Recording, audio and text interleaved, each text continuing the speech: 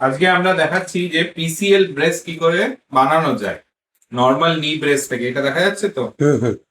So PCL injury বা PCL reconstruction করার পর বা পিসিএল বনি অ্যাভালশন ফিক্সেশন করার পর আমরা পিসিএল ব্রেস ইউজ করতে বলি, যেখানে হাঁটু থেকে নিচের দিকের যে হাড়টা টিবিয়া সেটা যাতে একটু উঠিয়ে রাখা যায়।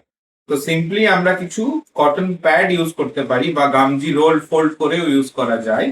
সেখানে কিছুটা এলিভেশন করতে হবে। তো এইখানে আমরা দুটো কটন প্যাড নিয়েছি, আর এটাকে আমরা ডাইনাপ্লাস দিয়ে এই ব্রেসটার সঙ্গে আঠার মতো চিটিয়ে দিচ্ছি।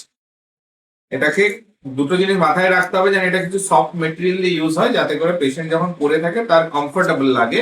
শক্ত কিছু ইউজ করলে তার পায়ে কষ্ট হতে পারে, এটা মাথায় রাখতে হবে।